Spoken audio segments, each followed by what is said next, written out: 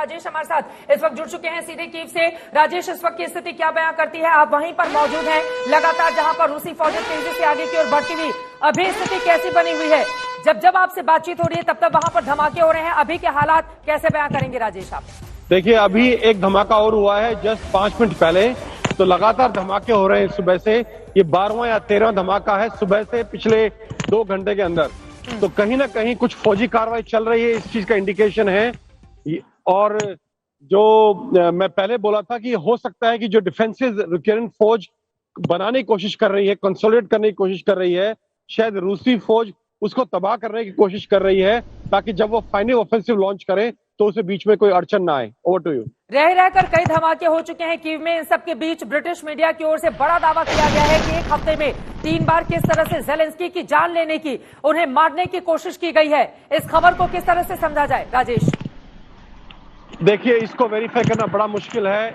ये एक प्रोपेगेंडा का हिस्सा हो सकता है, मिस इन्फॉर्मेशन कैंपेन का हिस्सा हो सकता है, और हो सकता है सच भी हो।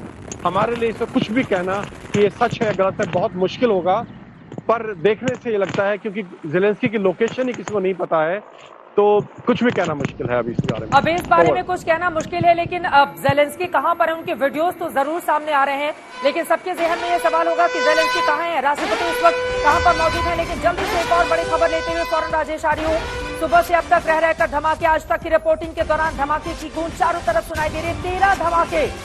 13 धमाके अब तक हो चुके हैं सुबह से लेकर अब तक। कीव में सुबह से रहकर धमाके हो रहे हैं। राजेश, आप कीव में बिल्कुल बीच में उस जगह पर मौजूद हैं जिसको राजधानी का दिल कहा जाता है, वहां से आप रिपोर्टिंग कर रहे हैं। सुबह से अब तक 13 धमाके हो चुके हैं। इस वक्त वहां पर समय क्या हो रहा है और अपने आसपास किस तरह की स्थिति आप देख रहे हैं राजेश? समय यहाँ अभी 11 बजने वाले हैं हिंदुस्तानी टाइम में, और यूक्रेन के टाइम में 3.5 घंटे का फर्क है सर्दियों में। तो आप मेरे ख्याल 11 बजे के आसपास बजे हैं अभी। और बाकी मैं कुछ खास रिपोर्ट नहीं कर पा रहा हूँ, इसलिए तो चीजें वैसी लग रही जैसे पहले थी, एक्सेप्ट कि धमाके हो रहे हैं। अभी मैं कोशिश कर रहा हूँ निप्रो नदी के बांध पर जाने की, जो पूर्वी और पश्चिमी कीव को 2 हिस्सों में बांटता है। मैं कुछ चंद मिनटों के बाद वहां पहुंच जाऊंगा और वहां से रिपोर्ट करने की कोशिश करूंगा।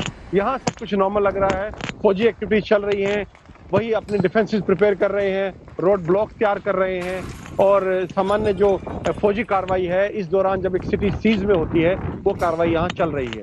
आपको लग रहा है कि यूक्रेन की जो फौज है वो भी पूरी तैयारी के साथ इस वक्त अपनी राजधानी को बचाने में लगी हुई है? वहीं दूसरी तरफ हम सब देख पा रहे हैं कि रूसी सैनिक कितनी तेजी से कीव की ओर आगे बढ़ने की कोशिश। 13 बम धमाकों के जरिए रूस क्या संदेश दे रहा है? जल्दी से इसका जवाब दीजिए, उसके बाद आप जहां जाना चाहते हैं मैं चाहूंगी कि आप फौरन जाएं ताकि वहां की तस्वीरें भी हम अपने दर्शकों को दिखा पाए। राजेश, देखिए, अभी इस बारे में कहना बहुत मुश्किल है कि धमाकों का मतलब क्या है। सिर्फ एक अंदाजा लगाया जा सकता है, और अंदाजा ये है कि कहीं कोई लिमिटेड छोटा मोटा अगर कहीं छुटपुट जो है लड़ाई आपस में हो चल रही हो, या सिर्फ ये धमाके सिर्फ जो डिफेंसेस यूक्रेन तैयार कर रहा है, जो यूक्रेन फौज तैयारी कर रही है, क्योंकि उसके लिए सबसे बड़ा डिफेंस कीव का डिफेंस है। तो जो यूक्रेन की फौज है वो अपनी पूरी ताकत झोंक देगी इसमें, पूरे मैक्सिमम लोग लगा देगी, मैक्सिमम इक्विपमेंट लगाएगी कीव की रक्षा के लिए, क्योंकि कीव का गिरना यूक्रेन का गिरने के बराबर माना जाएगा। बिल्कुल। तो यूक्रेन की फौज हर कुछ करेगी, हर संभव प्रयास करेगी, पूरी जान लगा देगी कीव को बचाने के लिए, और उसी को बचाने की तैयारियां इस वक्त यहाँ कीव की फौज कर रही है। रूस जितना ताकतवर है, अगर उसके लिहाज से हम देखें तो उसने पहले दूसरे हिस्सों को निशाना क्यों बनाया? चाहे खार्किव का इलाका हो, लवीव का हो, या फिर यूक्रेन के तमाम दूसरे हिस्से जहां पर जबरदस्त बमबारी की गई है। कीव को लेकर उस तरह की तस्वीर अब तक देखने को नहीं मिली है। इसके पीछे क्या स्ट्रैटेजी है रूस की?